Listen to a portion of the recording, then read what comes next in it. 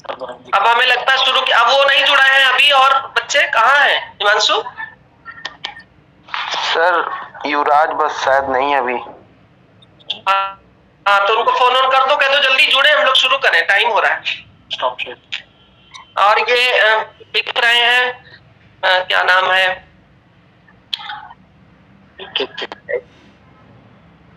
इंद्रदीप क्या नाम है आपका? जी इंद्रदीप, जी सर। जी सर। कहाँ से जुड़े हैं? केंद्रीय संस्कृत विश्वविद्यालय सर, लखनऊ। अच्छा अच्छा अच्छा, ठीक है। आप रोज जुड़ रहे हैं, अच्छा है, लाभ ले लीजिए इसका। जी सर।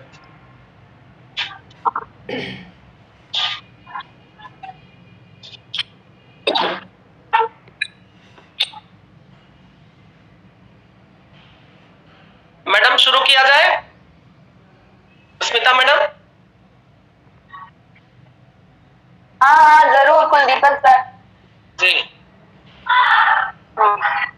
नमो तस् अरहतो सम्मा सम्बुद्धस्स। आज की इस पाली व्याख्यान माला के चौथे दिन हम लोग पहुंच चुके हैं, और हमारे पाली विद्या के जो अतिथि विद्वान हमसे जुड़ रहे हैं, ऐसे इस पाली व्याख्यान माला के चतुर्थ दिवस में हम सभी समागत यहाँ उपस्थित सभी छात्रों, सभी पाली जिज्ञासुओं का स्वागत करते हैं। साथ ही हमारे जो आज के विद्वान हैं डॉक्टर वेदव्यास पांडे जी, वो हमसे जुड़ चुके हैं, हम उनका भी हार्दिक अभिनंदन स्वागत करते हैं अपनी पाली व्याख्यान माला में कि सर आपका बहुत बहुत स्वागत है, हार्दिक अभिनंदन है। धन्यवाद कुलदीपक सर। वक्रतुंड महाकाय सूर्यकोटि समप्रभा निर्विघ्नं कुरु मे देवा सर्वकार्येषु सर्वदा सर्वकार्येषु सर्वदा। दीनदयाल उपाध्याय गोरखपुर विश्वविद्यालय गोरखपुर के तत्वावधान में आयोजित इस पाली व्याख्यान माला की आज की कड़ी में आभासीय पटल से जुड़े हुए समस्त विद्वानों का मैं स्वागत एवं अध्ययन करती हूँ। मुख्य रूप से हमारे साथ जो मुख्य वक्ता के रूप में हमें आज प्राप्त हुए हैं, उनके विषय में मैं कुछ बताना चाहूंगी। डॉक्टर वेदव्यास पांडे जी, जो असिस्टेंट प्रोफेसर बौद्ध अध्ययन विभाग सत्यवती कॉलेज दिल्ली में कार्यरत है।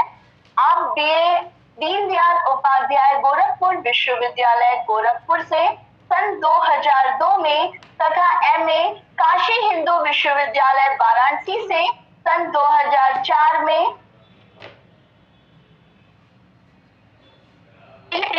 इस विषय पर 2011 में बीएचयू से इन्होंने किया है। आप केंद्रीय संस्कृत विश्वविद्यालय लखनऊ परिसर में संचालित पाली अध्ययन में 2009 से 2023 तक कार्यरत रहे तथा वहां से उनकी 3 पुस्तकें प्रकाशित हुई, जिनके नाम इस प्रकार है: संयुक्त निकाय सदार्थवज्ञ, संयुक्त निकाय महावज्ञ, संगणी पाली। एक ही पेपर देना है पेपर तुमको। तो राहुल जी कृपया अपना अनम्यूट कर लो। राहुल जी। हाँ जी, आपको उत्तर प्रदेश से प्राप्त है और आपके आपने यूजीसी पीडीएफ बीएचयू से 2015 से 2018 के बीच में अपदान तथा अवदान ग्रंथों का तुलनात्मक अध्ययन इस विषय पर किया है। इनका मैं हमारे इस आभासीय पटल पर इस व्याख्यान माला में सर मैं आपका हार्दिक स्वागत एवं अभिनंदन करती हूँ। आप अपनी बात कहें। जी बहुत बहुत धन्यवाद मैडम, आपने हमारे अतिथि विद्वान का परिचय कराया। जी बहुत बहुत धन्यवाद मैडम। और इसी के साथ हम सीधे अब आचार्य डॉक्टर वेद व्यास पांडे जी से निवेदन करेंगे कि वे अपने व्याख्यान को प्रारंभ करें। पांडे जी। धन्यवाद आप लोगों को। बीत तड़हा ओहित वारो सूर्य कोटि समप्रभो निरगलम कर्मे बुद्ध शब्द किच्चेर सपदा। सर्वप्रथम मैं दीनदयाल उपाध्याय गोरखपुर विश्वविद्यालय के संस्कृत एवं प्राकृत विभाग तथा उत्तर प्रदेश संस्कृत संस्थान के संयुक्त तत्वाधान में आयोजित इस पाली व्याख्यान माला में मुझे आमंत्रित करने के लिए मैं आप सभी लोगों को हृदय से धन्यवाद देता हूं कि आपने मुझे आमंत्रित किया और यह सुनहरा अवसर प्रदान किया कि मैं वहाँ जो भी छात्र हैं कि उनको छात्रों को कुछ अपनी ज्ञान राशि प्रदान कर सकूं और कुछ उनसे सीख सकूं आप लोगों से। इसके लिए मैं आपको हृदय से धन्यवाद। जैसा कि आज मुझे दिया गया है कि विशुद्धि मत निदान कथा है, उसके ऊपर मुझे कुछ बोलना है या उसको पढ़ाना है। तो जैसा हम जानते हैं कि विशुद्धि का हुक्म यह आचार्य बुद्धघोष की रचना, यह आचार्य बुद्धघोष की रचना है। इस रचना के पीछे, इस ग्रंथ की रचना के पीछे एक बहुत ही मजेदार कहानी है। आचार्य बुद्धघोष जब त्रिपिटक का अध्ययन कर लेते हैं भारत में, तो यहाँ अट्ठ कथाएं उन्हें प्राप्त नहीं रहती हैं। तो उनके गुरु कहते हैं कि यहाँ पाली मत्तम इधानीथं नथि अट्ठ कथाएं, यहाँ सिर्फ पाली मात्र लाई गई है, यानी कि बुद्ध वचन, मूल बुद्ध वचन त्रिपिटक ही है, सिर्फ अट्ठ कथाएं यहाँ विद्यमान नहीं है। अतः आप सिंहल द्वीप में जाकर के अट्ठ कथाओं को देवनागरी लिपि में पाली में करके लाइए, क्योंकि वहां सिंहल में वह अट्ठ कथाएं थी। तो वह सिंहल जाते हैं और जाने के पश्चात अनुराधपुर स्थित महाविहार में वह प्रवेश करते हैं और अट्ठ कथाओं को पढ़ने के लिए और उसको पाली भाषा में अनुदित करने के लिए प्रार्थना करते हैं। लेकिन जानते हैं कि हमारे यहाँ जो परंपरा रही है कि सभी को तो ज्ञान राशि प्रदान तो की नहीं जाती है, कुछ न कुछ उनसे टेस्ट लिया जाता है कि यह योग्य है कि नहीं है, कर पाएगा कि नहीं कर पाएगा, कहीं अर्थ का अनर्थ तो न कर दे। इस नाते उनको उनके परीक्षण के लिए, उनके ज्ञान के परीक्षण के लिए उनको दो गाथाएं दी जाती है कि इस गाथाओं का आप व्याख्या करके दीजिए। वो दो गाथाएं जो है संयुक्त निकाय के सगात बक के देवतापुर संयुक्त में आती है और उस गाथाओं को उन्होंने अनुवाद न करके उसी गाथाओं के ऊपर प्रथम गाथा प्रश्न के रूप में है कि अंतो जटा वही जटा जटा जटता पजा तम तम गौतम पुच्छामि को इमम विजटे जटंती। तो इसी का उत्तर स्वरूप जो भगवान बुद्ध देते हैं कि सीले पतिथाय नरोस पंयो चित्तम पंयम च भावयम आतापि निमको भिक्खु सो इमम विजटे जटंती। तो इसी गाथा के विश्लेषण के रूप में उन्होंने पूरा विशुद्धि मग की रचना कर डाली है, जो 23 परिच्छेद में है और उन्होंने प्रस्तुत किया। और प्रस्तुत करने के पश्चात तो बिहारवासी बहुत खुश हुए और उनको वही उसी समय उनको बुद्ध घोष की उपाधि प्रदान की जाती है। तो यह है विशुद्धि मग की निर्माण रचना का क्रम। अब विशुद्धि मग, इस ग्रंथ का नाम है विशुद्धि मग। विशुद्धि मग होता क्या है? विशुद्धि मग दो शब्दों से मिलकर बना हुआ है, विशुद्धि और मग। विशुद्धि कहते हैं कि सब मल विरहितं अत्यंत परिशुद्धम निब्बानम वेदितव्यम। सब मल विरहितं, सभी मलों से रहित अत्यंत परिशुद्ध निर्वाण को कहा जाता है विशुद्धि। यानी कि जो निर्वाण है वही विशुद्धि है। और निर्वाण कैसा है? सभी मलों से रहित है और अत्यंत परिशुद्ध है। निर्वाण को विशुद्धि कहा जाता है। और मग कहते हैं अधिगम उपायों, मतलब हम जिस उपाय से, जिस के द्वारा हम इस निर्वाण को प्राप्त करते हैं, जिस मार्ग से हम इस निर्वाण को प्राप्त करते हैं उसे बोलते हैं विशुद्धि मग्ग। यानी विशुद्धि मग्ग हो गया कि निर्वाण की प्राप्ति का उपाय, माध्यम। अब पहला जो इसका, जैसे हम बताएं, विशुद्धि मग्ग 23 परिच्छेदों में विभक्त है और 3 निर्देशों में विभक्त है। पहला शील निर्देश, शील खंड, दूसरा समाधि खंड, तीसरा पंजा खंड। शील खंड के अंतर्गत 1 से लेकर के 2 परिच्छेद, यानी 23 जो परिच्छेद है ये 3 भागों में बटा हुआ। शील खंड के अंतर्गत 1 से 2 परिच्छेद, दूसरा है समाधि स्कंद जिसमें तीसरे से लेकर के 13वें तक, यानी कि इसमें 11 परिच्छेद टोटल है, और तीसरा है प्रज्ञा स्कंद जिसमें 14 से लेकर के 23 परिच्छेद तक प्रज्ञा के बारे में निरूपण किया गया है। तो इस तरह से विशुद्धि मग्ग 3 स्कंधों में और 23 परिच्छेदों में विभक्त है। शील खंड के अंतर्गत 2 परिच्छेद आते हैं, समाधि स्कंध के अंतर्गत 11 परिच्छेद आते हैं और प्रज्ञा के अंतर्गत 10 परिच्छेद आते हैं।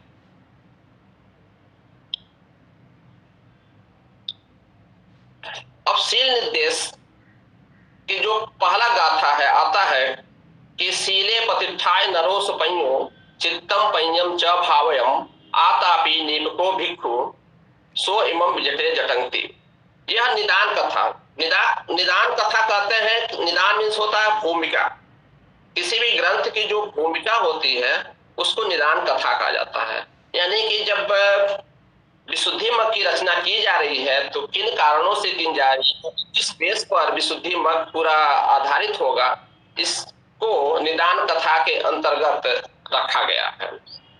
तो पहले गाथा जो भगवान बुद्ध उत्तर देते हैं क्वेश्चन के उत्तर में, पहला गाथा यहाँ रखा गया है कि शील में प्रतिष्ठित कोई मनुष्य, सप्रज्ञ मनुष्य, प्रज्ञावान मनुष्य, चित्तम पंजम च भायम, चित्त यानी कि समाधि और पंजम मीन्स विपස්සना की भावना करता हुआ, आतापि जो उद्योगशील हो, निपुण हो और भिक्षु हो, वह इस जटा को सो इमं विजटे जटंगति, वह इस जटा को सुलझाने में समर्थ हो सकता है।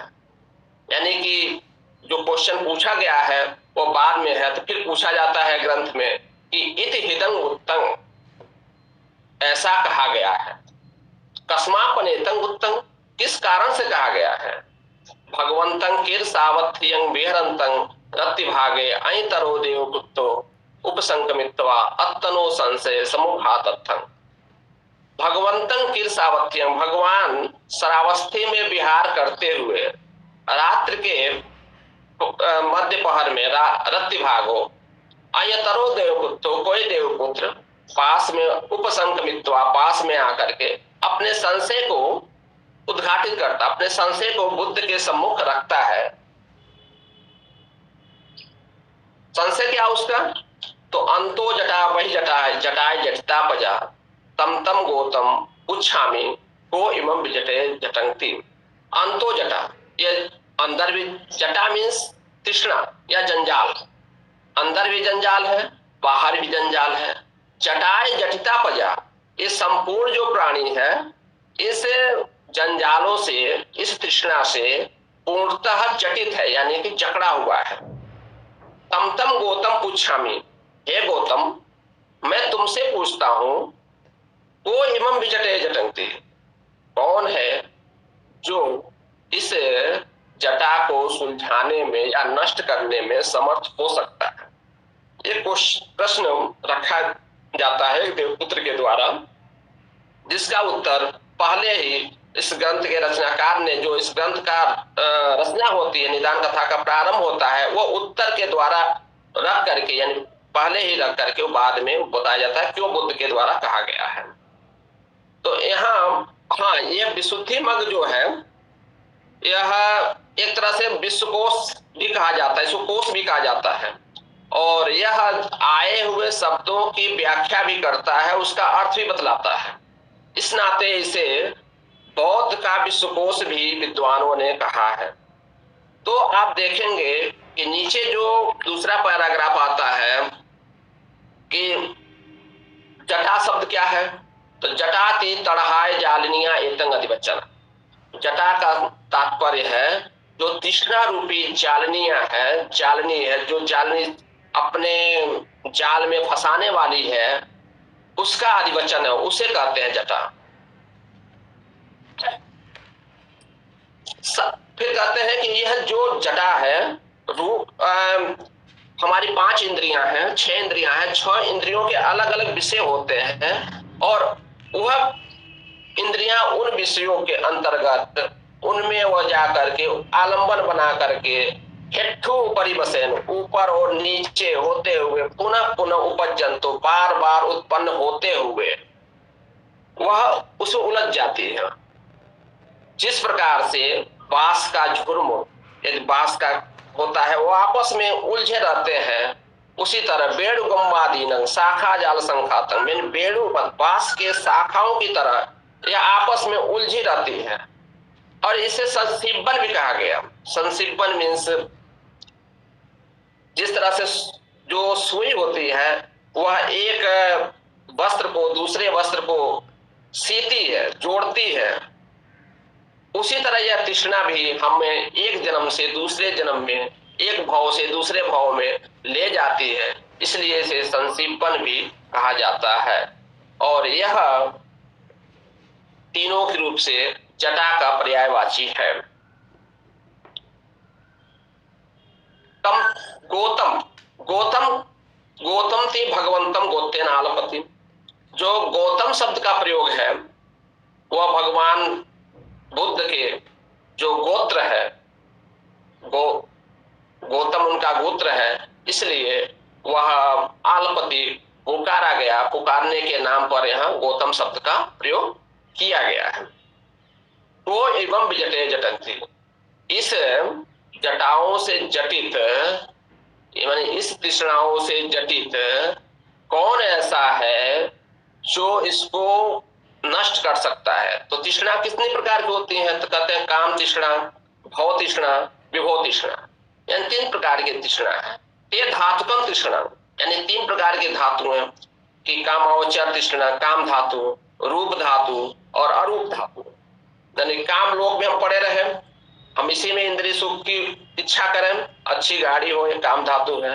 रूप धातु हम समाधि में जब जाते हैं और जब समाधि में जाकर के किसी आलंबन यानी रूपवान आलंबन पर जब हमारी इंद्रियां एकाग्र होती है और उसमें हमको आनंद आने लगे तो वह वह भी एक प्रकार की तृष्णा है, आनंद आना। अरूप धातु उससे अलग होकर के जाना और उसमें आनंद लेना, वो भी है। इस प्रकार के तीनों प्रकार की जो 3 धातुएं हैं उसको जटित्व उसमें पड़ा, उसको पकड़ करके चितंग स्थित जटंग इस तृष्णा को विजटे नष्ट करने में, विजटे तुम या उसको छिन्न भिन्न करने में को समर्थ हो, कौन समर्थ है। ती पूछते, ऐसा मैं पूछता हूं, यह इसका अर्थ हुआ।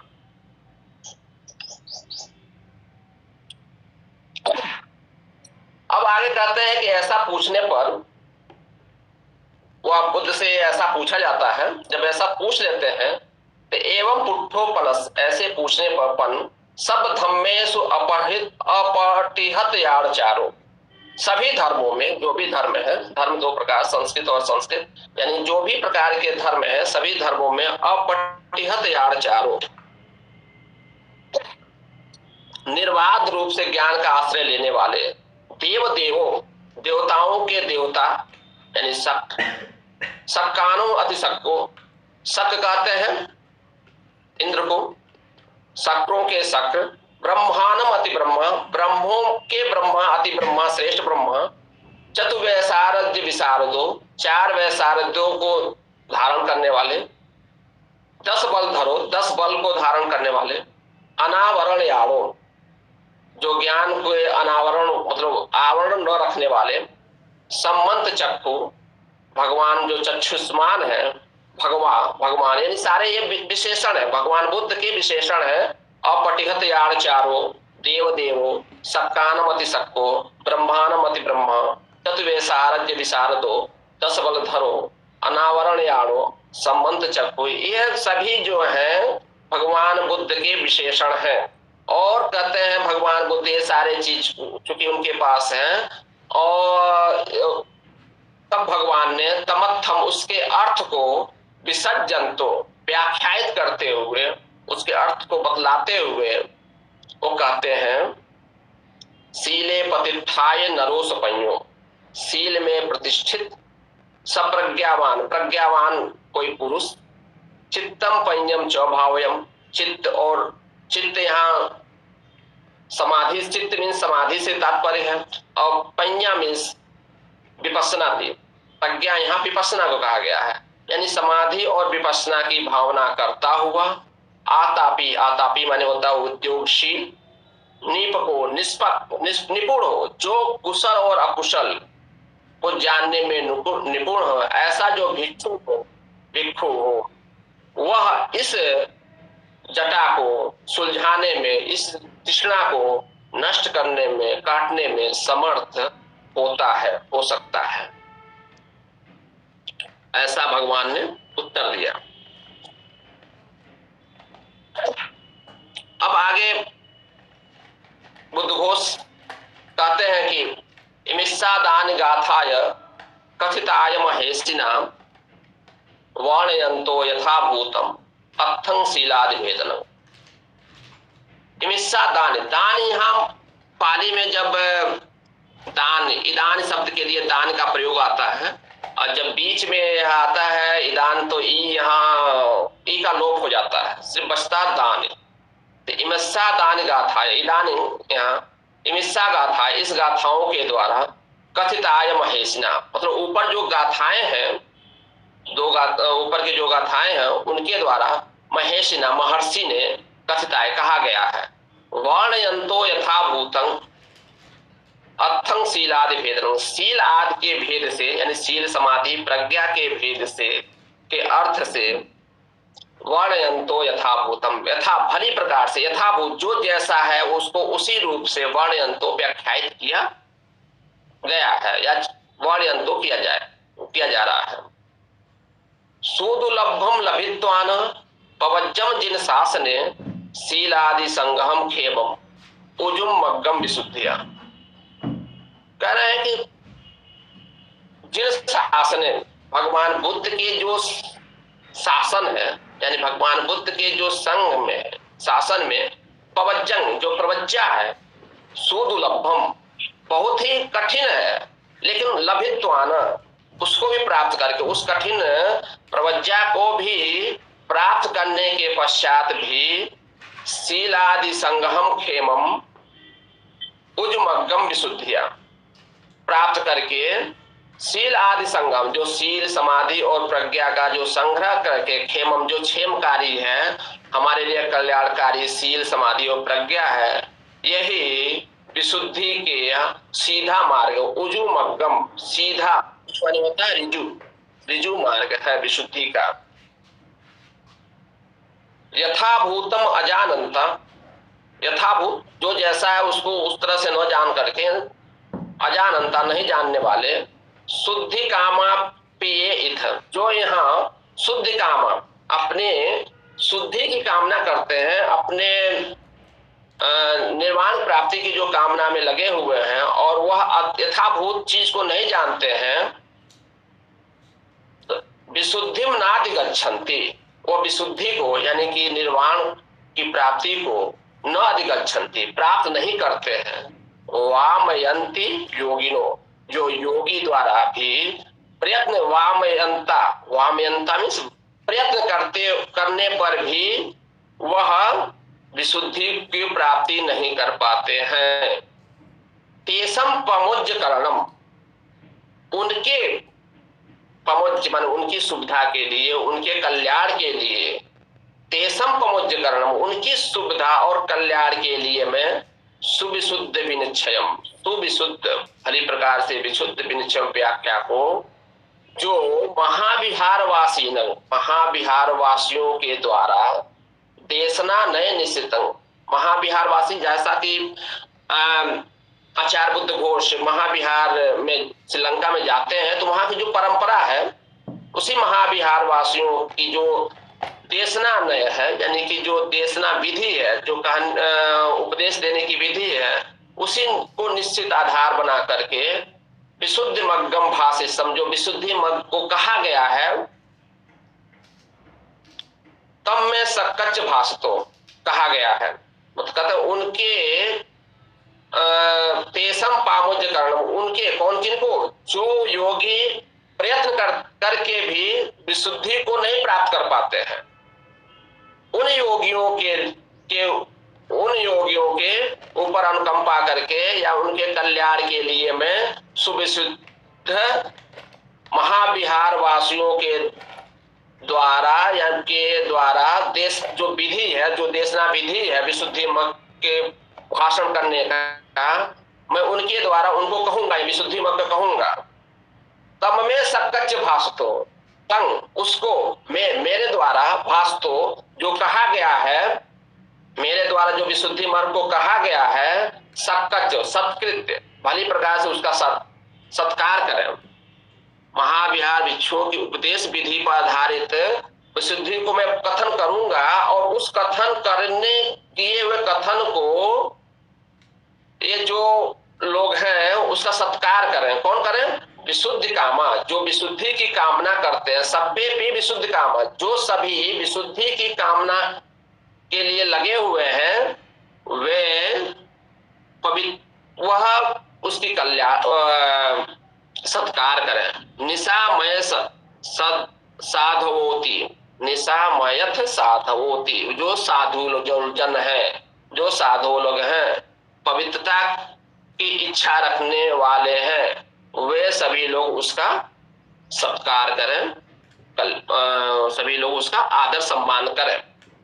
यह जो अभी यह 4-5 गाथाएं हैं, ये गाथाएं आचार्य बुद्ध घोष द्वारा अपनी जो उनकी रचना है उनके लिए वह बतलाते हैं कि मैं विशुद्धि मग की रचना किसके लिए कर रहा हूँ, क्यों कर रहा हूँ और किसके कल्याण के लिए कर रहा हूँ।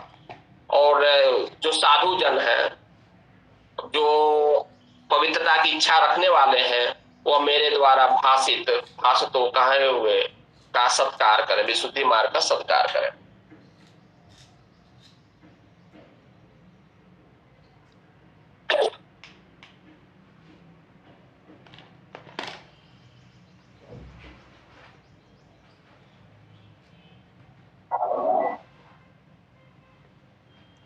अब कहते हैं कि आगे कि विशुद्धि है क्या। जैसा हमने पहले भी बताया था, विशुद्धि थी सब मल विरहित, सब माने सभी, मल माने जो भी मल है, चित्त विकार है, विरहित उससे रहित, सभी मलों से रहित, अत्यंत परिशुद्धं, अत्यंत परिशुद्ध, निर्वाणम वेदितव्यम, निर्वाण को कहा गया है। विशुद्धि सभी मलों से रहित, अत्यंत परिशुद्ध, निर्वाण को कहा गया जाता है। तस्मा विशुद्धिया मग्गोति विशुद्धि मग्गो, इस कारण से विशुद्धि के मार्ग को विशुद्धि मार्ग कहते हैं, उस विशुद्धि के मार्ग को विशुद्धि मार्ग कहते हैं। मग्ग का तात्पर्य है अधिगम उपायो, यानी कि जिसके द्वारा हम जिस माध्यम से, जिस उपाय से, जिस रास्ते से हमको उस अधिगम तक पहुंच जाए, उपाय तक पहुंच जाए, उसको कहते हैं मग्ग कहते हैं। तम विशुद्धि मग्गम भाषिष्यामि, उस विशुद्धि मार्ग को मैं भाषिष्यामि कहूंगा। ति अर्थो, ऐसा अर्थ है। सोपनायं विशुद्धि मग्गो कथची विपස්සना मत्वसेन देशितव्यम। अब कहते हैं विशुद्धि मार्ग कैसे कैसे देखा जा सकता है। अभी हमने देखा कि उस गाथा में जो सीले प्रतिष्ठा में 3 प्रकार की हैं, सील, समाधि और प्रज्ञा, ये 3 जो मार्ग है ये विशुद्धि का मार्ग है। तो बोलते हैं कि ये जो विशुद्धि मार्ग है, कहीं कहीं विपස්සना मात्र के द्वारा भी देखा जाता है। जैसे गाथा आता है, सभ्य संखारा अनिच्चा ति यदा पඤ्ඤाय पश्यति अथ निबंधन्ति दुखे एष मग्गो विशुद्धिया। सभ्य संखारा अनिच्चा, सभी संस्कार अनित्य हैं। यदा पඤ्ඤाय पश्यति, जब हम प्रज्ञा के द्वारा, जब प्रज्ञा हमको उत्पन्न हो जाती है, जब हम उसके द्वारा देखते हैं तो सभी संस्कार हमको अनित्य दिखाई देते हैं। अब संस्कार किसे कहते हैं? सभ्य संखारा अनिच्चा, सभ्य संखारा दुख। संस्कार मीन्स जो भी संस्कृत धर्म है, जो भी हेतु प्रत्यय से उत्पन्न धर्म है, जब हम उनको देखते हैं तो वह सभी क्या है? अनित्य है। जो भी संस्कृत धर्म है वो सभी अनित्य है। हेतु प्रत्यय से उत्पन्न होने वाले जितने भी कार्य कारण के सिद्धांत से उत्पन्न होने वाले जितने भी तत्व हैं वो सभी अनित्य हैं। और जब हम प्रज्ञा कहते हैं कि कुशल चित्त संप्रयुक्तं विपස්සना याणंति पඤ्ඤा, कुशल चित्त से संप्रयुक्त विपස්සना ज्ञान को प्रज्ञा कहते हैं, यानी कि विपස්සना ज्ञान। अब विपස්සना क्या है? तो कहते हैं कि विशेषण पश्यत, यानी कि अनित्यादि वशेन, अनित्य अनादि, अनित्य दुख और अनाथ के भेद से देखने को विपස්සना कहते हैं। तो जब हम प्रज्ञा के द्वारा सभी संस्कार को अनित्य देखते हैं तो अथ निबंधन्ति दुखे, तो हम दुख से निबंध हो जाते हैं, दूर हो जाते हैं। एष मग्गो विशुद्धिया, यही विशुद्धि का मार्ग है। निर्वेद होने लगता है, वैराग होने लगता है। अथ निबद्धन्ति दुखे, तो दुख से उसे निर्वेद होने लगता है। यही चित्त विशुद्धि का मार्ग है। एक तो ये हो गया। फिर आगे कहते हैं कथचित् ध्यान पඤ्ඤा वशेन यथा, कहीं कहीं हम ध्यान और प्रज्ञा के भेद से भी विशुद्धि का मार्ग को हम देखते हैं, निर्वाण की प्राप्ति को मार्ग को देखते हैं। यथा, जैसे कहा गया है, यम ध्यानम च पඤ्ඤा च सवे निब्बान संत के, यम जिनमें ध्यान और प्रज्ञा से जो संप्रयुक्त, जो युक्त है, वे निर्वाण के पास है। अब दूसरा ये हो गया। तीसरा कहते हैं कथचित् कर्मादि वशेन यथा, कहीं कहीं कर्म के द्वारा भी विशुद्धि तक पहुंचने का मार्ग बताया गया है। तो कर्म क्या है? कम्मम विद्या च धम्मो च शीलम जीवित उत्तमम एतेन मच्चा शुद्धन्ति न गोत्तेन धनेन वा। कहते हैं कर्म, विद्या, धर्म, शील, जीवित उत्तमम। जीवित उत्तम मीन्स होता है उत्तम आजीविका। एतेन मच्चा शुद्धन्ति, मच्चा मीन्स होता है जो सत्व है, प्राणी है, उसको मच्चा कहते हैं। एतेन सत्व जो प्राणी है वह शुद्धन्ति, शुद्ध होते हैं।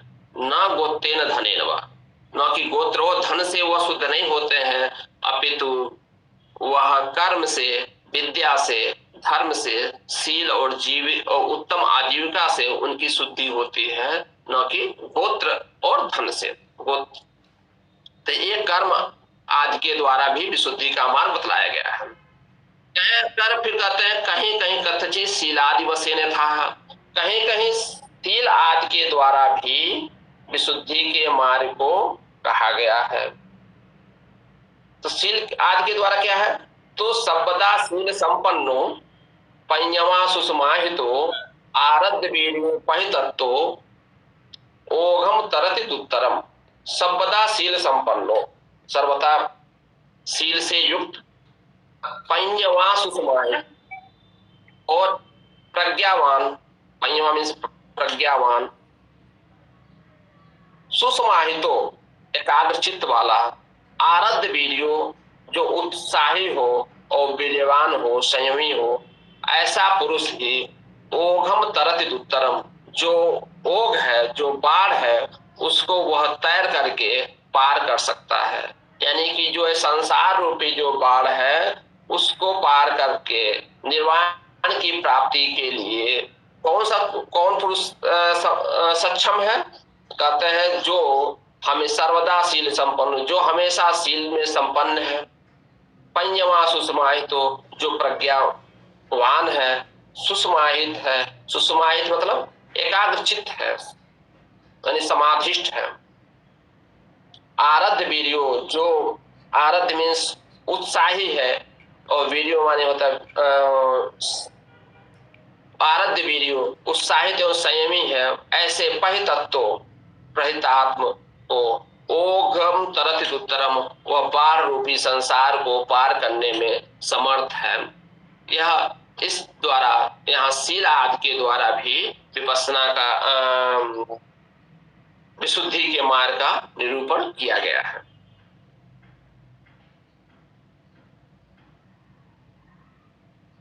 आगे कहते हैं कथचित सतीपट्ठानादि वसेन यथा, कहते हैं कहीं कहीं सतीपट्ठान के द्वारा, कश्चित कहीं स्मृति प्रस्थान के द्वारा भी कहा गया है। कहा गया यथा एक आयनो अयम भिक्षे मग्गो सत्तानम विशुद्धिया, कि भिक्षुओं सत्तों की विशुद्धि के लिए मात्र एक ही मार्ग है, वह है चार सतीपट्ठान। काया, वो सतीपट्ठान चार है, जो है कायानुपसना, वेदनानुपसना, चित्तानुपसना एवं धम्मानुपसना। ये चार प्रकार के जो स्मृति प्रस्थान है, उसके द्वारा भी विशुद्धि के मार्ग, यानी कि विशुद्धि तक पहुंचने का एक मार्ग है।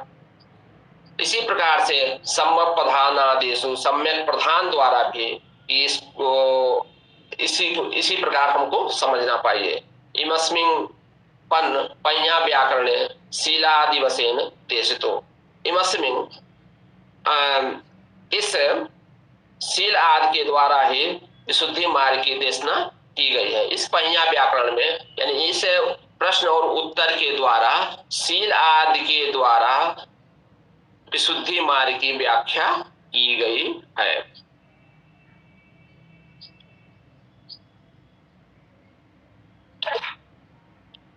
अब आगे कहते हैं कि चूंकि जो पहले गाथा दिया गया है, अब यह ग्रंथ फिर उस गाथा में आए हुए शब्दों का व्याख्या करता है। प्रत्येक शब्दों का व्याख्या करता है कि ये शब्द किस लिए प्रयोग किया गया है।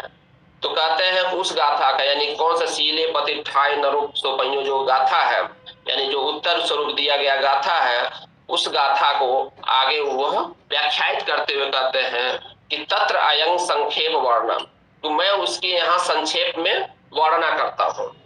यहाँ जो शीले प्रतिष्ठाय, जो शील में प्रतिष्ठित है, शील किसे कहते हैं? जो सदाचार है, सदाचार से युक्त जो चीजें हैं वह शील के अंतर्गत आती है। और शील की बहुत ही व्यापक रूप से व्याख्या आगे इसी ग्रंथ में उपलब्ध होगी। तो मैं अभी उसका परिभाषा और किस अर्थ में है वह यहाँ प्रस्तुत बतला नहीं रहा हूँ, क्योंकि वह आगे आप पढ़ेंगे ही। आया हुआ जो भी ग्रंथ में आए हुए टर्म है और मैं उसी का व्याख्या यहाँ कर रहा हूँ। तो शीले प्रतिष्ठाय, शील में प्रतिष्ठित, शील मतलब सदाचार में प्रतिष्ठित होकर के, या शीले ठत्वा, या शील में स्थित होकर के, शीलम परिपूर्ण माने यो चे शीले ठितोति उच्यते, जो शील में परिपूर्ण है उसी को शील में ठितो ऐसा कहा जाता है।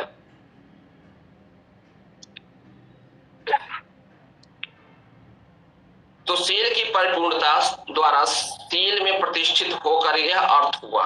तस्मा शील परिपूर्णेन शीले पतिष्ठित्वा अयमेत अर्थो, इस कारण से शील में परिपूर्ण है, इसीलिए शील में प्रतिष्ठित होकर के, आधारित होकर के, यह यहाँ अर्थ है। नरो, नर क्या है? तो जो प्राणी है, सत्व है। नर यहाँ सत्व के लिए प्रयोग किया गया है। सपइयो, जो सपइयो शब्द आया है उस गाथा में, वह मतलब हम बताए थे उसका अर्थ प्रज्ञावान, प्रज्ञा सहित। तो कौन सी प्रज्ञा कर रहे हैं? कम्मज ति हेतु पटिसंधि पंया में पंयवा, सब पंयो जो शब्द है कम्मज, जो कर्म रूपी ति हेतु पटिसंधि पंया में पंयवा, जो माता के गर्भ में पूर्व कर्मों के फल स्वरूप हमको प्राप्त प्रज्ञा है, उसको कहते हैं सपइयो। यानी कि इसको आज के समय में बोलते हैं टैलेंट या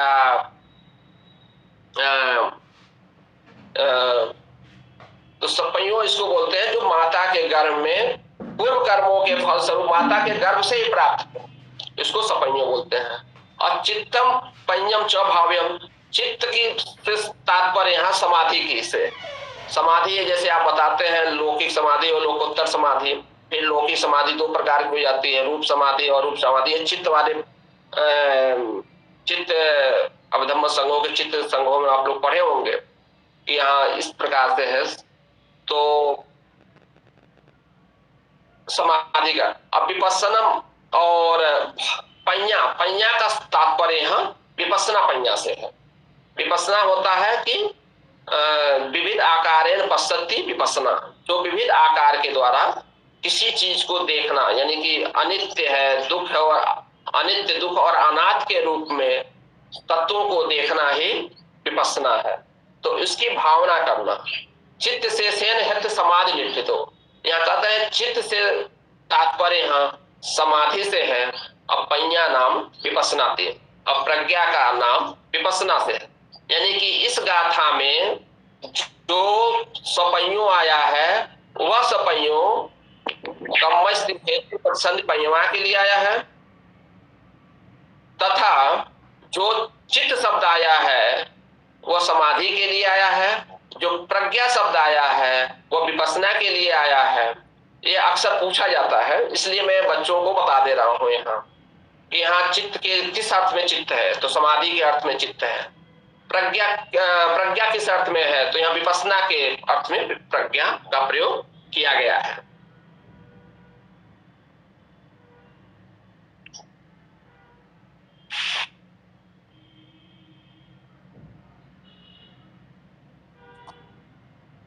फिर कहता है आतापी थी वीर्यवा, जो आतापी है, आतापी शब्द है वह वीर्यवा के लिए यानी वीर्यवान के लिए प्रयोग आया है। वीर्यं ही क्लेशानं आतापन परितापन अठ्ठेन आतापोति उच्यते, जो वीर्य है वह क्लेशों को आतापित करके परितापित करके उसको जलाती है। आतापो, इसलिए उनको आतापी कहा जाते हैं। तदस अथिति आतापी, और जो इस प्रकार के जिसके अंतर आताप होता है उसको आतापी बोलते हैं। निपकोति निपक्कम उच्चत पඤ्ञा, जो निपक शब्द का प्रयोग आता है वह निपक के लिए आता है। निपक उच्चत पඤ्ञा, वो निपक पඤ्ञा है। निपक पඤ्ञा किसे कहते हैं, जो हमें ये प्रज्ञा बतलाए कि जो कुशल और अकुशल करने में हमको जो भेद को दर्शाती है उसको बोलते हैं निपक पඤ्ञा। निपक पඤ्ञा ताय समन्ना गतोति अर्थो, वह उससे युक्त होने के कारण यानी कि निपक से युक्त होने के कारण इसको निपको कहा जाता है। इमिना पदेन पारिहारिक पඤ्ञं अस्तेत, इस पद से यानी कि निपक पद से पारिहारिक पඤ्ञा बतलाई जाती है। पारिहारिक पඤ्ञा कैसे कहते हैं कि ऐसी प्रज्ञा जिसके द्वारा स्व तथा परहित चिंतन में कौशल प्राप्त किया जा सके, क्या हमारे लिए सही है, क्या हमारे लिए गलत है, इसके विषय में जो चिंतन प्राप्त होता है या ज्ञान प्राप्त होता है वह पारिहारिक पඤ्ञा के द्वारा होता है। फिर आगे कहते हैं कि इमस्मिन् ही पඤ्ञा व्याकरणे तीखत्तु पඤ्ञा आगता, इस प्रश्न उत्तर पඤ्ञा व्याकरण में यानी व्याकरण उत्तर में व्याख्यान में प्रश्न के उत्तर में तीखत्तु पඤ्ञा आगता, तीन खत्तु तीन प्रकार की प्रज्ञा आई हुई है। जैसे आपने देखा है ऊपर कि एक सपैयों आया है, दूसरा आया है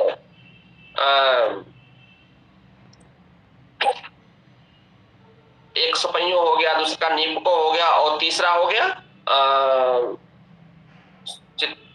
पඤ्ञा ही है।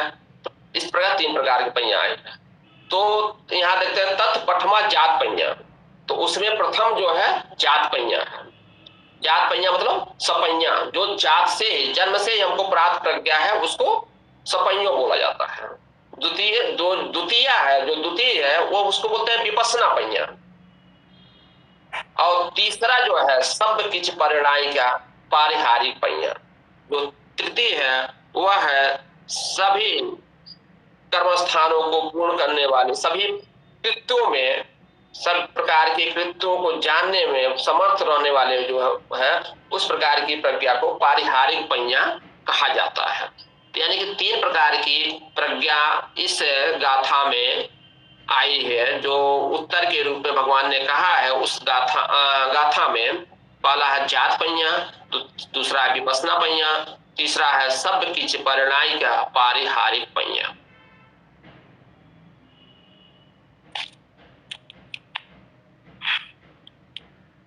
अब कहते हैं, अब इसी शब्द में आता है, उस गाथा में आता है कि भिक्षु शब्द आया है। भिक्षु किसे कहते हैं? तो संसारे भयम इक्खति भिक्षु, जो संसार में भय को देखता है से भिक्षु कहते हैं। इस पुस्तक के अनुसार, विशुद्धि मत के अनुसार, जो संसार में भय को देखता है उसे भिक्षु कहते हैं। और सो इमं विजटे जटंती, वह भिक्षु ही इमं विजटे, इस जटा को विजटे नष्ट कर सकता है। तो सो इमना च शीलेन, तो इस प्रकार से हम देखते हैं कि इस प्रकार से शील के द्वारा, इमना च चित्त से निर्दिष्ट समाधिना, चित्त के द्वारा जो निर्दिष्ट समाधि है उसके द्वारा, इमाय च तिविधाय पञ्ञाय, इस प्रकार से 3 प्रकार की जो प्रज्ञा कही गई है, और इमना च आताप पेनाति, और जो आतापी कही गई है, इस प्रकार 6 धम्मे समन्नागतो भिक्षु, इस प्रकार से 6 धर्मों से युक्त जो भिक्षु है वह इस जंजाल को काटने में समर्थ हो सकता है। यानी कि कुछ जो गाथा है, तो गाथा बताते हैं भगवान बुद्ध कि जो शील में प्रतिष्ठित पहला हो गया, दूसरा जो हो गया चित्त यानी कि निर्दिष्ट समाधि हो गया, तीसरा हो गया जो 3 प्रकार की प्रज्ञा है, 3 2 5 हो गया, और आतापी जो है, ये 6 गुणों से युक्त जो भिक्षु है वही इस जटा को, यानी कि जटा मीन्स तृष्णा को, जटाति तड़हाय यानी तृष्णा को छिन्न भिन्न करने में समर्थ हो सकता है। इन 6 गुणों से युक्त होना चाहिए भिक्षु को।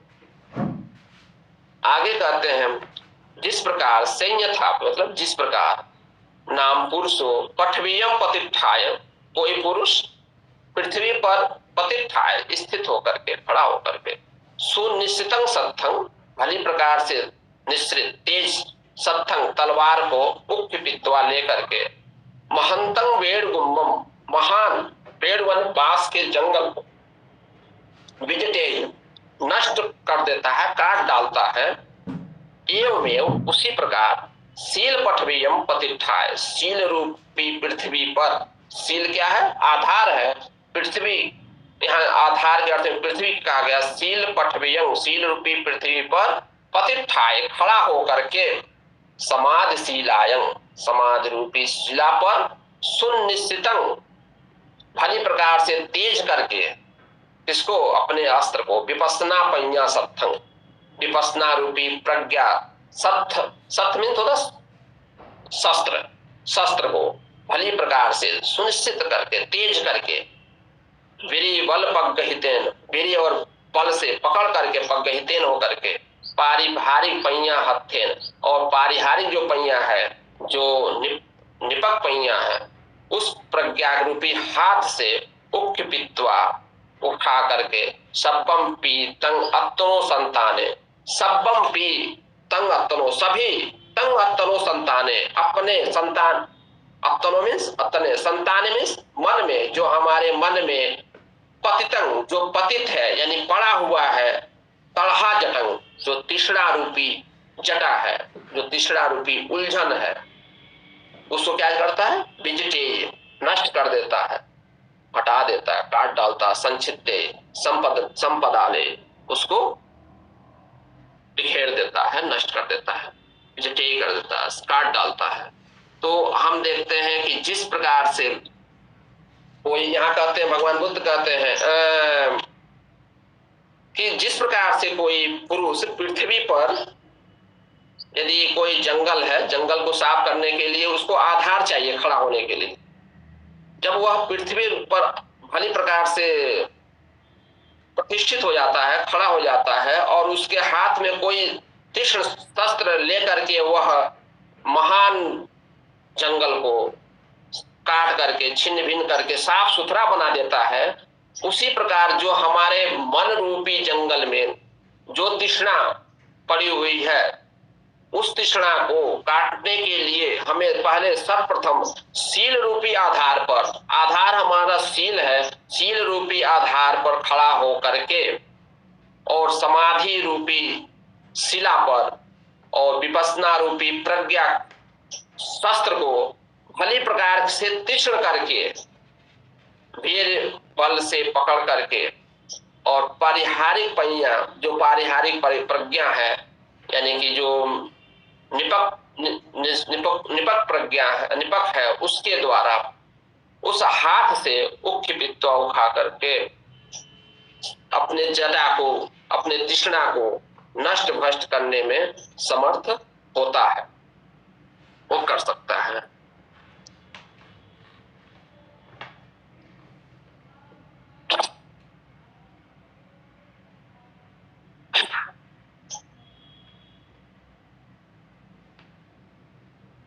कहते हैं फिर मग्ग खड़े पने एस तंग जटंग विजटेत नाम।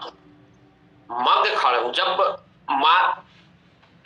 जब हम उसको किसी चीज को साफ करते हैं, जब मार्ग में रहते हैं, जब हम किसी कार्य को करते रहते हैं, तो उसमें क्या होता है, तो मग्ग खड़े, मार्ग के क्षण में, काम करने के क्षण में, तम जटंग, उस जटा को विजटेत मतलब कटा हुआ हम कहते हैं, जाना जाता है, नष्ट हुआ जाना जाता है। अब फल खड़े, फल स्वरूप वह विजटित जटा, जब विजटित जटा तृष्णा जब नष्ट हो चुकी रहती है, यानी कि जब तृष्णा का नाश हो जाता है, तो हमें निर्वाण की प्राप्ति होती है।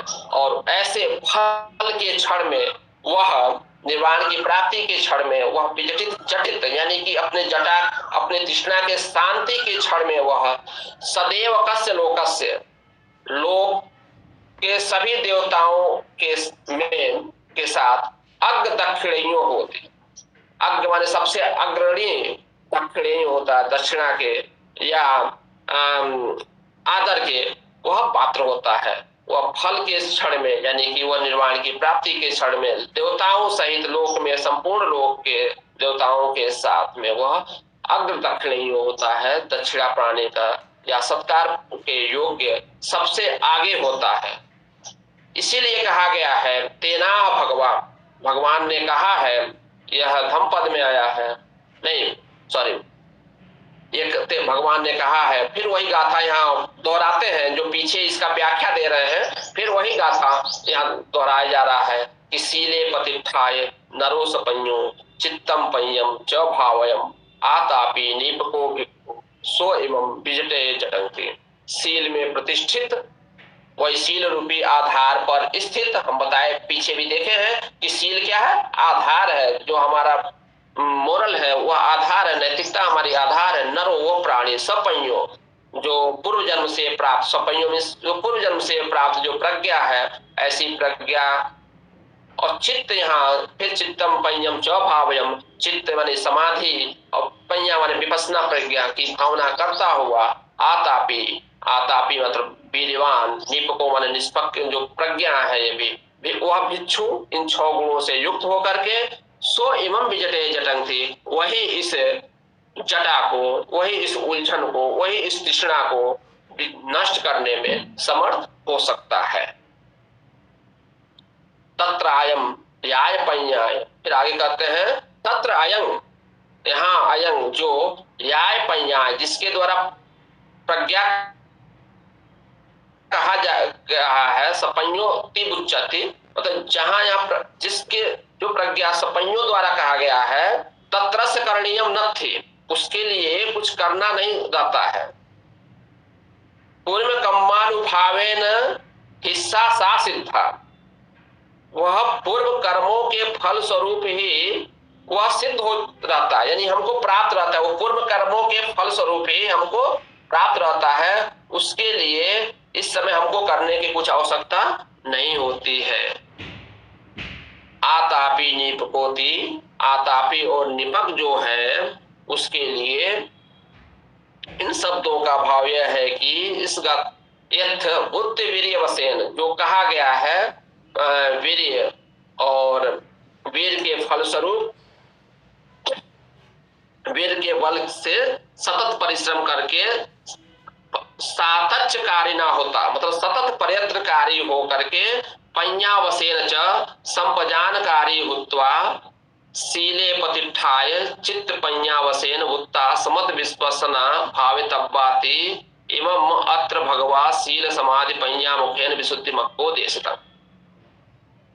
कहते आतापी निपको यहाँ जो है वह गुप्त वीर वसन के द्वारा कहा गया है और सतत जो शील में प्रतिष्ठित होकर के चित्त और प्रज्ञा के नाम से वर्णित चित्तम पंयावसेन उत्ता चित्त और प्रज्ञा के नाम से कहा गया जो समथ और विपස්සना है भावितव्वा उसकी भावना करनी चाहिए।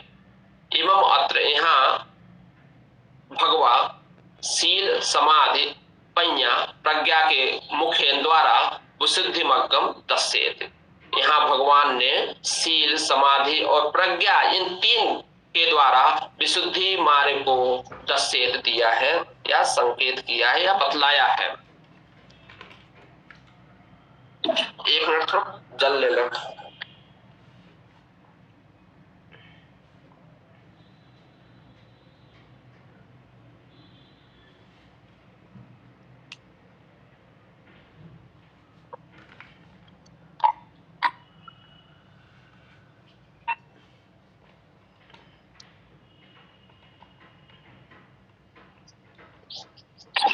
एतावता हि तिस्सो शिक्षा त्रिविध कल्याण शासनम ते विद्यादीनम उपनिषयो अंतद्वय वज्जन मध्यम प्रतिपत्ति वसेनानि अपादि समति कमान उपायो तिहारिक किलेश पहानम वितिकम्मादीनम प्रतिपक्षो संकिलेश तय विशोधनम सोतापन्नादि भावस्य च कारणम प्रकाशतम होति। इस प्रकार से तावता ही तिस्सो शिक्षा तीन प्रकार की यहाँ शिक्षाएं तीन शिक्षा कौन है तो शील समाधि और प्रज्ञा ये तीन शिक्षाएं हैं जो अभी पीछे भगवान बुद्ध ने उसमें बताया है तीनों वो तीन प्रकार की शिक्षा है। त्रिविध कल्याणम तीन प्रकार के कल्याण होते हैं। कल्याण है कौन कौन आदि कल्याण मध्य कल्याण और अवसान अंत में कभी कल्याण। भगवान बुद्ध का जो धर्म है वह तीनों प्रकार के कल्याणकारी हैं आदि कल्याणकारी मध्य कल्याणकारी और पर्यवसान कल्याणकारी अंत में कल्याणकारी। ते विद्यादीनम उपनिषयो तैविद्र आदि का प्रमुख कारण है जो तीन प्रकार की विद्याएं हैं उनका यह प्रमुख कारण है। अंतद्वय वज्जन मध्यम प्रतिपत्ति सेवनानि अंतद्वय जब भगवान बुद्ध की ज्ञान की प्राप्ति होती है और सर्वप्रथम वह सारनाथ में उपदेश देते हैं तो वह कहते हैं कि दो अंतों का सेवन नहीं करना चाहिए। कामेषु कामेषु खल्लिकान योगो यानी कि हमें बहुत ज्यादा कामनाओं में नहीं पड़ना चाहिए और न तो अतकिल मतान योगो और न बहुत ही अपने आप को क्लेशों में कठोर तपस्याओं में लगाना चाहिए। इन दोनों को छोड़ करके मध्यमा प्रतिपदा जो मध्यमा प्रतिपदा है उसका सेवन करना चाहिए उसका हमको पालन करना चाहिए। तो कहते हैं कि ये यहाँ अंतद्वय वज्जन इन दोनों वज्जनों का यानी कि दो अंतों का त्याग करके मध्यमा प्रतिपदा जो मध्यमा प्रतिपदा है आराष्टांगिक मार्ग है उसकी सेवन करना उसका पालन करना। अपायादि समति कम उपायो जो अपाय है जो दुर्गति का आदि के समन करने का जो उपाय है। तिहाकारे ही क्लेश पहानो तीन आकार वाले क्लेशों का जो प्रहार है। मैं अभी इसको आगे फिर इन्हीं सब सारे चीजों का डिटेल्स आएगा इसलिए मैं यहाँ डिटेल्स इनका नहीं बता रहा हूँ इनको सिर्फ हिंदी में अर्थ ही कर रहा हूँ। तो तिहाकारे तीन प्रकार के जो क्लेशों का प्रहार है। व्यतिक्रमादीनम प्रतिपक्षो जो व्यतिक्रम है उनका जो प्रतिपक्ष मत होता है उल्टा उनका व्यतिक्रम का उल्टा न होना, प्रतिपक्ष होना। संक्लेश विशोधनम, जो संक्लेश है, क्लेशों का जो विशोधन है, शुद्धि है। श्रोतापन्नादि भाव से जो कारण प्रकाशितं होती, जो लोकोत्तर भूमि में 4 स्टेज होते हैं, श्रोतापन, सक्तागामी, अनागामी और अरहत, इन 4 प्रकार के जो स्टेज हैं उनकी प्राप्ति का जो कारण है उसको प्रकाशित किया जाता है, प्रकाशित होना है। तो ये है। तो अब इन सभी चीजों का यानी 300 शिक्षा, 1 त्रिविध कल्याण शास्त्रम, 2 ते विज्ञानदीनम निश्चयो, 3 अंत 2 वज्जनम, 4 अपादि आदि चतुर्निपातो, 5 6 तिहाकारे पितिकम। इन सब का अब डिटेल्स आगे, इन्हीं का डिटेल्स यहाँ दिया गया है। अब इन डिटेल्स को हम देते हैं कि ये है क्या। तो कथम, कैसे, यथि शीलेन अधिशील शिक्षा प्रकाशितो होती। कहते हैं शिक्षा से क्या है, 3 प्रकार की शिक्षाएं हैं। कौन कौन? तो शिक्षा यदि पूछा जाए 3 प्रकार की शिक्षा है, शील है, समाधि है और प्रज्ञा है। तो शील के द्वारा अधिशील शिक्षा प्रकाशिता होती है, अधिशील शिक्षा बतलाया जाता है। समाधि से अधिचित्त शिक्षा प्रदाती होती है, मतलब चित्त की प्रधानता बतलाई जाती है। और पඤ्ञा से अधिपඤ्ञा शिक्षा, प्रज्ञा के द्वारा अधिप्रज्ञ शिक्षा प्रकाशित एवं बतलाई जाती है। अब कल्याण की बात आती है कि 3 प्रकार के कल्याण होते हैं, यानी कि कौन कौन? दूसरा है त्रिविध कल्याणम। तो शीलेन च शासन से आदि कल्याणता प्रकाशिता होती। शील के द्वारा शासन की, यानी बुद्ध शासन में जो प्रारंभिक अवस्था है वह शील के द्वारा ही प्रकाशित होती है, यानी कि शील के द्वारा ही प्राप्त होती है, आदि कल्याणता होती है। इसीलिए कहा गया है कोच आदि कुशलानम धम्मानम शीलम च सुविशुद्धम। को च आदि कुशलानम धम्मानम, को कौन है? कुशल धर्मों का आदि प्रारंभ कौन है? तो कहते हैं शीलम च सुविशुद्धम च, जो सुविशुद्ध शील है वही कुशल धर्मों का आदि है। ही वचन तो के द्वारा वचन ही, आगे कहा गया है, धम्पद में आता है एक गाथा कि सभ्य पापस्य अकरणम, सभी पापों को न करना, सभ्य पापस्य अकरणम, नहीं करना। आदि वचन तो, आदि वचन के द्वारा यानी प्रारंभिक वचन के द्वारा, यहाँ शीलम शासन से आदिम, शील जो है वह शासन का आदि है। तम च कल्याणम, वह कल्याणकारी भी है। अविपट्टिसारादि गुणाहवत्ता, और जो वह अविपट्टिसारादि गुणों का वह वहन कर बतलाने वाली भी है। यानी कि उससे क्या, अविपट्टिसारादि क्या होता है? जिस शील ऐसा चीज है कि जिसके पालन करने से हमको पश्चाताप नहीं होता है। अब पट्टिसारादि पश्चाताप नहीं होना, तो पश्चाताप आदि नहीं होना, ऐसे गुण की जो प्राप्ति होती है वह हमें शील के द्वारा ही होती है। तो इस प्रकार से जो शील है वो शासन का आदि चरण है, और इसके पालन करने से हमें पश्चाताप आदि नहीं होते हैं। अब दूसरा समाधि, समाधि ना मध्य कल्याणता प्रकाशिता होती। समाधि जो है वह मध्य में, मध्य कल्याणकारी प्रकाश है, बीच की कल्याणकारक होता है समाधि जो है। कहते हैं कुशलस्य उपसंपदा, जो कुशल है, कुशलों की उपसंपदा करना, उनकी इकट्ठा करना, जो भी कुशल कर्म है उनको इकट्ठा करना ही।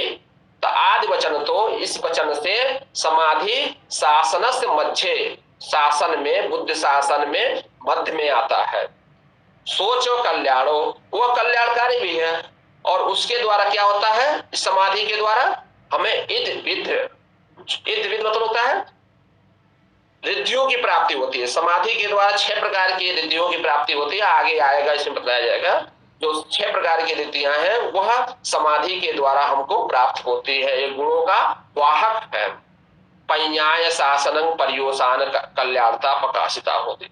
और प्रज्ञा के द्वारा हमें बुद्ध शासन में आदि कल्याणता, पर्युषान अंत कल्याणता, अंत क्या, निर्वाण की जो प्राप्ति होती है उसकी कल्याणता हमको प्राप्त होती है। आज इस प्रकार से हम देखते हैं कि शील जो है वह शासन का आदि चरण है।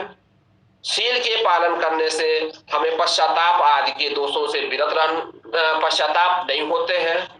और शील के पालन करने से अभी आगे आएगा 3 प्रकार की विद्याओं की भी प्राप्ति होती है। समाधि जो है वह मध्य कल्याणकारी है। भगवान बुद्ध के मध्य में आते, शील समाधि प्रज्ञा मध्य में है। और शील के समाधि के पालन करने से हमें 6 प्रकार की रिद्धियों की प्राप्ति होती है। और प्रज्ञा जो है शासन का पर्युषान अंत कल्याणकारी होता है और उसको वह बतलाता, उल्लेखित करता है, उसके द्वारा हमें निर्वाण की प्राप्ति होती है। इस प्रकार से भगवान बुद्ध ने शील समाधि और प्रज्ञा के द्वारा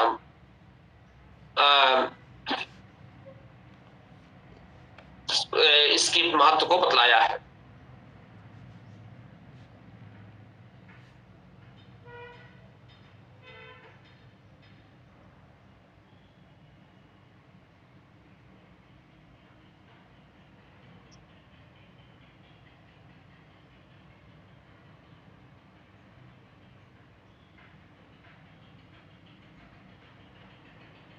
सचित्त पर्योदपनम एतं बुद्धान शासनं, सचित्त पर्योदपन, अपने चित्त को परिशुद्ध करना, एतं बुद्धान शासनं, यही बुद्धों का शासन है। ती वचन तो, इस वचन से, पै उत्तर तो, प्रज्ञा उत्तर तो, लास्ट उत्तर तो, अंतिम पैया शासन से पर्योषान, प्रज्ञा जो है शासन का पर्योषान अंत का कल्याणकारी है, अंत है, पर्युषान है। साचो कल्याणम, वह कल्याणकारी है। इसके द्वारा इत्थ अनिष्ठादिषु तदादि भावाह वहनतो, कहते हैं कि प्रज्ञा के द्वारा हमें इष्ट है, जो प्रिय है, इष्ट मीन्स होता है प्रिय, अनिष्ट होता है कि जो अप्रिय है, उन दोनों में तद्भाव मतलब समानता की भावना हमको प्राप्त होती है, यानी कि उपेक्षा की भावना हमको प्राप्त होती है। इष्ट और अनिष्ट के प्रति हमको न तो किसी के प्रति द्वेष होता है, न किसी के प्रति लगाव होता है। इसकी प्राप्ति हमें प्रज्ञा के द्वारा होती है। और इसी को लेकर के धम्मपद में आया है और इस विशुद्धि मग में भी आया है कि सेलो यथा एक घनो न समीरति एवं निंदा प्रशंसांसु न समिंजंती पंडिता। सेलो यथा एक घनो, जैसे शैल पर्वत, एक घनो एक इकट्ठा हुआ पर्वत, वातेन न समीरते, हवा से वह हिलता नहीं है, डगमगाता नहीं है। एवं निंदा प्रशंसांसु, वह इसी प्रकार के निंदा और प्रशंसा से पंडित जन समंजित, हिलते नहीं है, विचलित नहीं होते हैं, वह निंदा और प्रशंसा में सम स्थिति में रहते हैं पंडित जन। और जो प्रज्ञावान है वह इसी प्रकार से इष्ट और अनिष्ट में एक भाव से उपस्थित रहते हैं।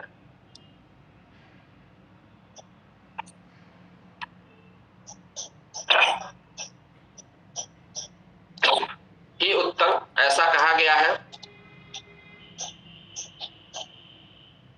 तथा शीलेन ते विद्यताय उपनिश्चयो प्रकाशितो होते, शील से आगे कहा गया है क्या कि शीलेन ते विद्यताय उपनिश्चयो प्रकाशितो होते, शील के द्वारा 3 प्रकार की विद्याएं हमको प्राप्त होती है। शील संपत्ति निश्चय तिस्सो विद्या पापुराते, शील संपत्ति के आधार पर ही तीनों विद्याओं की प्राप्ति संभव है। ये 3 प्रकार की विद्याएं कौन है कि जब हम शील में परिपूर्ण हो जाते हैं तो हमको 3 प्रकार की विद्याएं प्राप्त हो जाती है। वो पहला होता है जैसे पूर्व जन्म का हमको ज्ञान होने लगता है।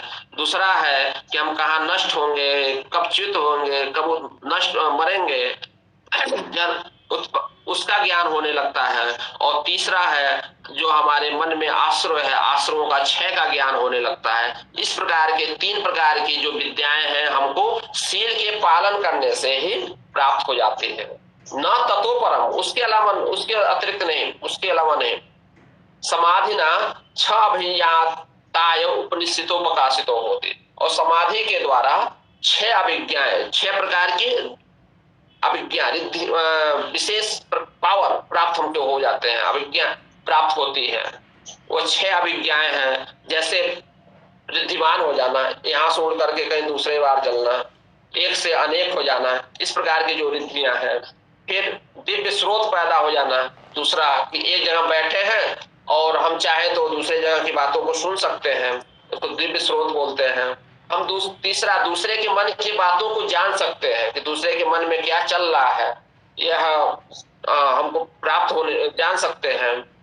और तीसरा पूर्व निवास, पूर्व जन्मों का ज्ञान, च्युति और उत्पाद का ज्ञान 5वां, और आश्रय 6 का ज्ञान। इस प्रकार के से हमको ये 6 अभिज्ञाओं का हमको ज्ञान 6 प्रकार के होने लगता है समाधि के द्वारा। पंयाय पटि संविदा भेद से उपनिषयो प्रकाशिता होते, और प्रज्ञा के द्वारा हमें 4 प्रकार की पटि संविदा की प्राप्ति होती है। 4 प्रकार की पटि संविधाएं हैं, अथ पटि संविदा, धम्म पटि संविदा, निरुद्धि पटि संविदा, पटिभान पटि संविदा। इस प्रकार से हम देखते हैं कि शील से हमें 3 प्रकार की विद्याओं की प्राप्ति होती है, समाधि से 6 प्रकार की अभिज्ञाओं की प्राप्ति है, और पंया से 4 प्रकार की पटि संविदाओं की प्राप्ति हमें होती है, न अन्येन कारण, न कि अन्य कारण से। फिर आगे कहते हैं शीलेन च काम सुखलिकान योग संखातस्य अंतस्य वज्जनम प्रकाशित होती। शील से काम सुखलिका, जो हम बताए थे ना 3 प्रकार काम सुखलिका योग, मतलब आनंद वासनाओं में पड़े रहने का जो संकल्प है, इस उनके अंत का जो वर्जन होता है वो शील से द्वारा प्रकाशित होता है। समाधि के द्वारा जो हम अपने आप को बहुत ज्यादा अत किल मथान योगो, अपने आप को तपाने, अपने आप को कष्ट देने की जो है, उससे हम दूर रहने की विधा प्राप्त होती है। और पंया प्रज्ञा के द्वारा मध्यमा पटिपदा पटिपत्तियां सेवनम प्रकाशिता होती, और प्रज्ञा के द्वारा जो मध्यमा पटिपदा है, यानी जो आष्टांगिक मार्ग है, उसका हम सेवन करते हैं, उसको हम प्राप्त करते हैं। उसी प्रकार से तथा शीलेन अपाय समति कमान नुपायो प्रकाशितो होती। शील के द्वारा जो अपाय है, अपाय में जिसे नरक में उत्पत्ति होती है, जो गति की प्राप्ति होती है, इस प्रकार के जो अपाय हैं उनसे उसमें न जाने का होता है। समाधि के द्वारा काम धातुओं में, यानी कामावचर लोकों में जाने का, उससे सम्मत कमन उपाय उनसे हटने का है। और प्रज्ञा के द्वारा सब भव सम्मति कमान उपायो, और प्रज्ञा के द्वारा हमें सभी प्रकार के जो भव है उससे हमको मुक्ति होने का उपाय हमको प्राप्त होता है। ये माध्यम है, ये प्रज्ञा है। आगे कहते हैं शीलेन च तदंग पहान वसेन क्लेश पहान प्रकाशितो होती।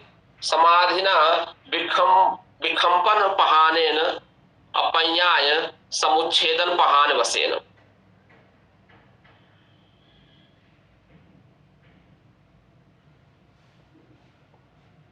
शीलेन च तदंग वसानेन क्लेश पहान प्रकाश होते। जो शील के द्वारा जो है क्लेशों का जो प्रकाश प्रहान होता है, नष्ट होता है, वो शील के द्वारा होता है। समाधि के द्वारा जो विखंपन, जो चित्त में जो विक्षेप होता है, जो एकाग्रता नहीं आने देती है, उसका नष्ट जो होता है वह समाधि के द्वारा होता है।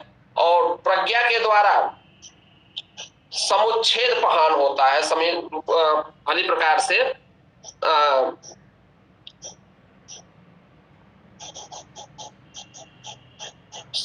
4-8 सत्यों की समुच्छेद, उसका मतलब प्रज्ञा के द्वारा सभी उच्छेद, जो भी अंदर क्लेश है उनका सबका प्रहार प्रज्ञा के द्वारा हो जाता है।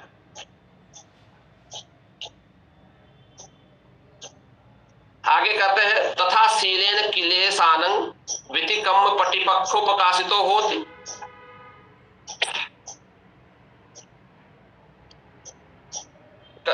वैसे ही शीलेन क्लेशानं वितिकम्म पटिपक्षो को व्यतिक्रम रूपी क्लेश का प्रतिपक्ष कहा जाता है।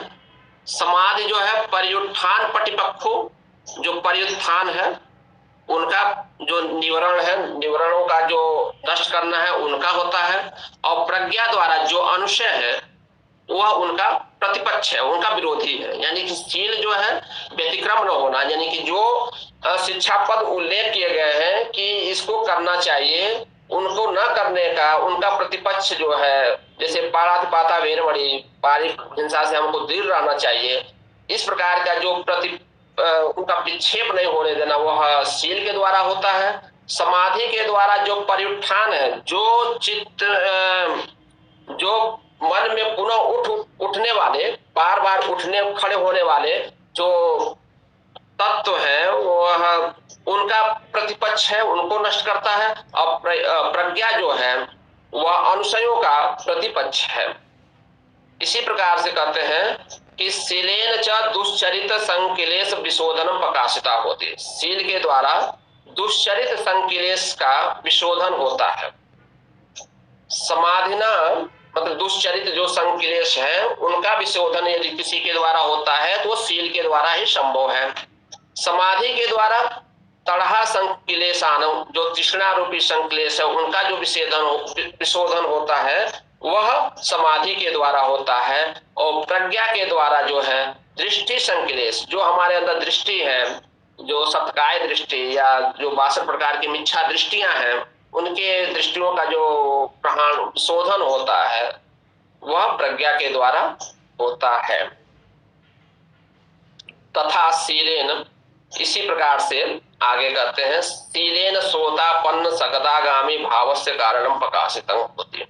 जो शील है वह श्रोतापन, जैसे चित्त की भूमि में आप लोग पढ़े होंगे कि लोकोत्तर चित्त की 4 अवस्थाएं होती हैं, कामा, श्रोतापन, सकदागामी, अनागामी और अरहत्व। श्रोता में जो स्रोत में आपन्न हो, जो निर्वाण की प्राप्ति के स्रोत में पड़ गया, उसे श्रोतापन कहते हैं।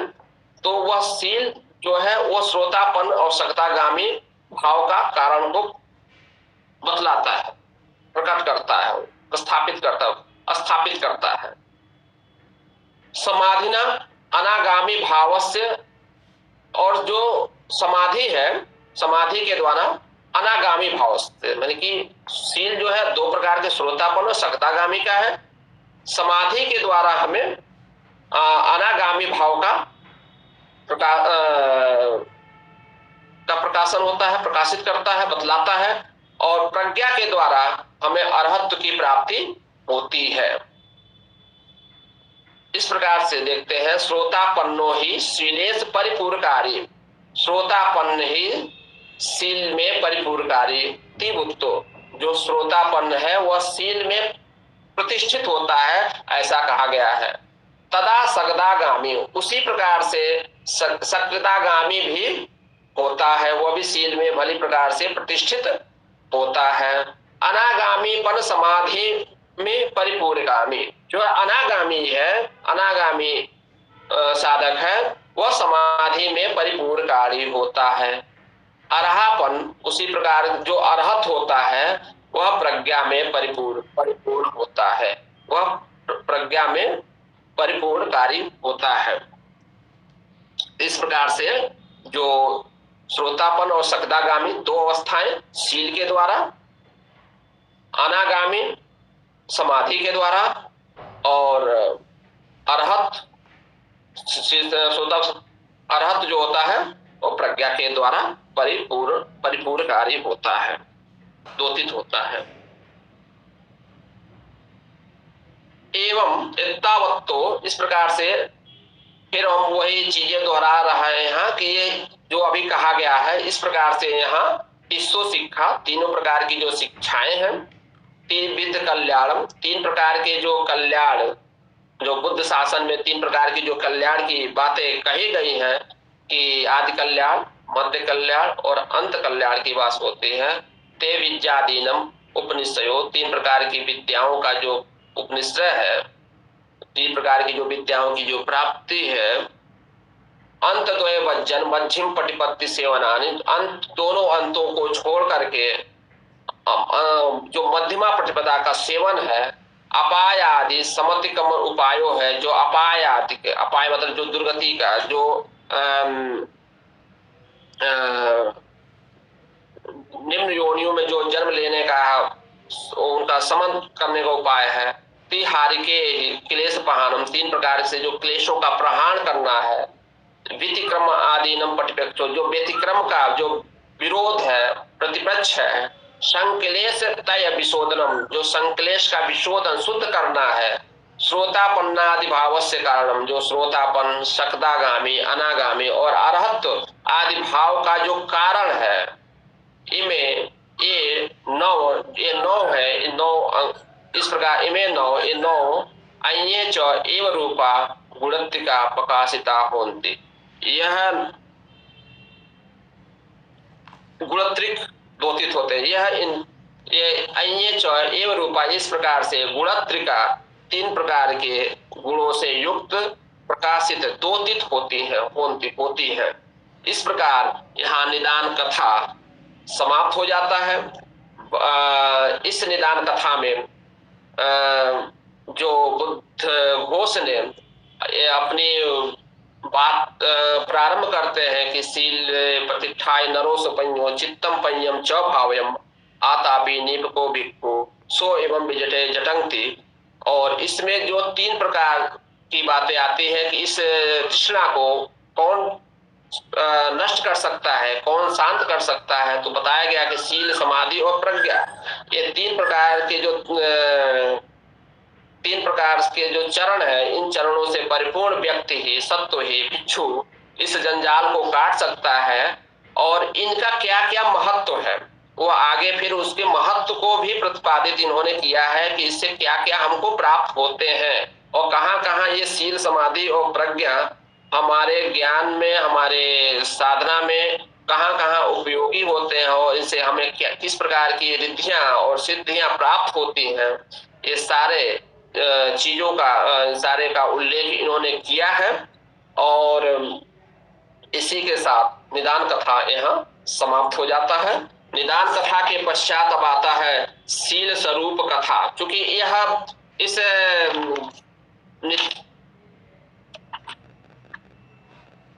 इस निर्देश का नाम है शील निर्देश। पहला है शील निर्देश। अब इसमें तो निदान कथा में शील, समाधि, प्रज्ञा तीनों के बारे में संक्षिप्त रूप में उन्होंने उल्लेखित कर दिया है। और आगे अब जो शेष बचा हुआ है उसमें शील के ऊपर, शील के निर्देश में सोता व्याख्या, मतलब विस्तृत रूप से शील के ऊपर व्याख्या कहा गया कि शील क्या है, किस अर्थ में है, कितने प्रकार के शील है। इन 7 प्रकार के प्रश्नों को लेकर के वहां शील को प्रतिष्ठापित किया गया है, जो अगले क्लास में आप लोगों को बतलाया जाएगा।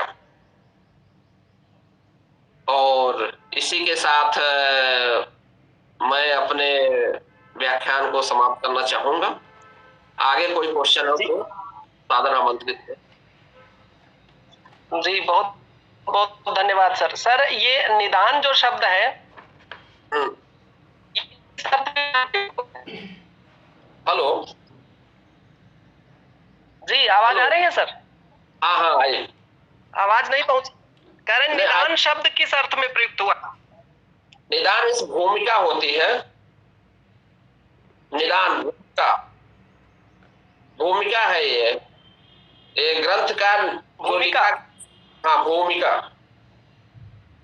जी जी, बहुत अच्छा व्याख्यान रहा सर, बहुत बहुत धन्यवाद।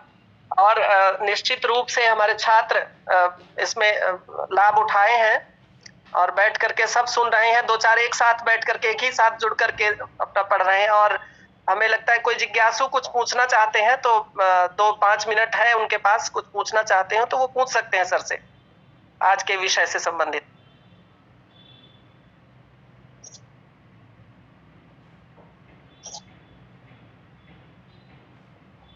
अब लग रहा है कोई नहीं पूछना चाहता है।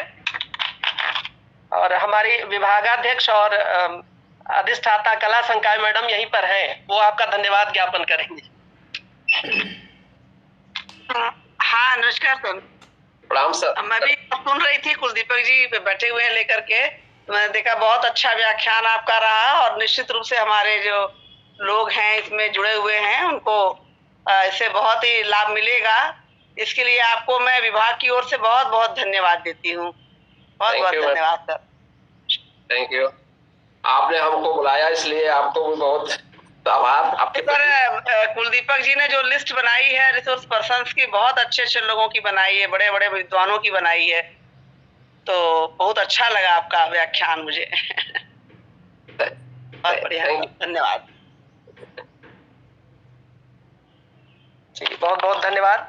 मैडम पाली के प्रति बहुत ही सचेत रहती हैं। बार बार चाहे काउंसलिंग हो, चाहे कोई बच्चों की कक्षाएं हो, उनके कक्षाओं से संबंधित कोई स्थान की बात हो, तो बहुत सचेत रहती हैं और बार बार पूछती रहती हैं कि पाली वाले बच्चों की व्यवस्था हो गई है, उनकी क्लासेस सही चल रही हैं कि नहीं।